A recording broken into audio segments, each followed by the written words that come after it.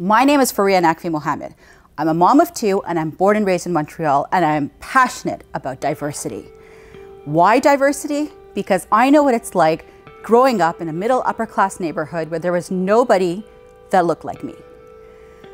I've come a long way. When I was a little girl, I remember being 9 years old, coming off my school bus with two brothers walking behind me. And as soon as I got off the school bus, they ripped my school bag off of my shoulders, took me and shoved me into a pile of snow. They held me there for so long that my cheeks burnt from the cold. The tears flowing down my face pierced into my skin. And why? Because they said I was dirty because of the color of my skin. This was my childhood. I was bullied physically, verbally, emotionally for the color of my skin, for being different, for not looking like everybody else. But guess what? No matter how hard I tried, I could never be a white girl. And that was something that was very hard for me to accept as a child. But I kept on. I believed in myself. I believed that I had more to offer to the world than the color of my skin. Over the years, a few years later, I was about the age of 17 years old, I made the decision to wear the hijab. I was the first woman in my family to wear the hijab. In fact, I had to fight against my family in order to wear it. I made the decision. It was something that was very important to me. And despite wanting to be a journalist since I was a little girl, I decided to do what was important to me and my faith and my values and put on the hijab. I had people around me ask me if I had given up on my dream of one day becoming a journalist because I chose to wear hijab. And I said, no, I don't. I'm just going to have to work that much harder. And I did. Fast forward a few years, I had my kids. I decided to launch a blog. Why did I launch a blog? One of the reasons was because I never saw myself working in mainstream media because there was nobody who looked like me. But I was passionate about my skills. I worked hard as a journalist, as a writer, as a creative thinker, and I honed my skills. I launched my blog. I was true to myself. I spoke my truth. I stood in my truth. One of the things when I launched my blog, one of the things that was super taboo was talking about religion and politics. And so I played it safe. Even though I stood out like a sore thumb in my industry, I played it safe. And then living in Quebec and all of the politics happening in Quebec at that time, I decided to weigh in on my blog and write an open letter to then Premier Pauline Marois on my blog as a hijab-clad, fiercely proud, Quebec-born Canadian Muslim woman. And that one blog post changed my entire life. All of a sudden, the media that I wanted so badly to work for, being on television, radio, print, they all came to me. They came to me, why? Because I stood in my truth. I was proud of who I am, the story that I have to tell, and all of the thousands of people that I represent.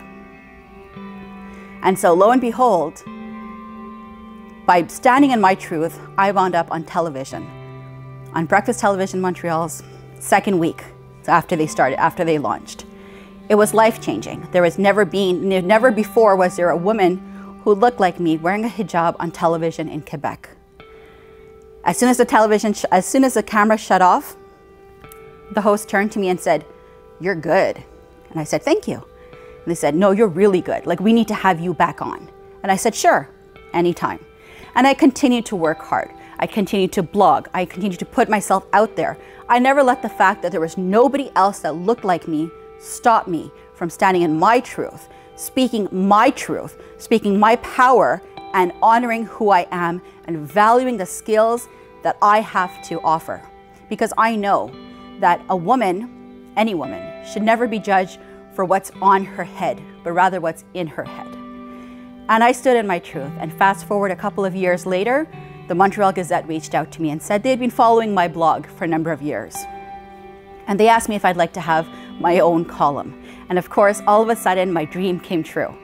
Back when I was 7 years old, I had taken the copy of the Montreal Gazette to my parents, and I went to them and I said, one day I want to write for this. And my mom, bless her heart, may she rest in peace, said to me, "No, honey, one day you want to own this.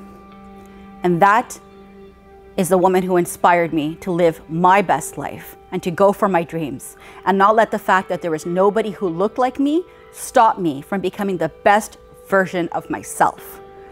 Fast forward another couple of years. Now we're talking 2018. I got a phone call from City News Montreal. They were launching a newscast in the fall of 2018. And they asked me if I would be interested in being a video journalist for City News Montreal. And that's when it happened. My other dream came true.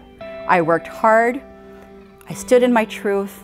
I excelled at what I did. All those nights of creating content, of putting the best foot forward, I was offered a job on television on City News Montreal. And that moment, I became the first woman in Quebec history to wear the hijab on television. And you know the best part of it? The best part is not even the fact that my own dreams came true. The best part of it was that afternoon, after I was on Breakfast Television Montreal, and they introduced me as being the newest member of the City News team on City TV, I was taking the train home. And I was sitting on the train, and right next to me was a beautiful black girl, maybe around 12 years old. She was on an iPad. And on that iPad was my segment from Breakfast Television Montreal that morning. And she looked at her iPad and she looked at me. And she looked at her iPad and she looked at me and she said, "Is that you?" And I said, "Yes, that's me." And what she said next, I will never forget for the rest of my life. She looked at me and she said, "I didn't think that people who looked like us could do that." Even saying those words gives me goosebumps. But that is a reason why I will continue to champion diversity and inclusion and speak about representation in media, representation in marketing, representation in finance, representation at every board of directors, of governors, every single board, every single panel, every single conference, every single organization, you name it, and I will champion diversity. Why? Because representation matters.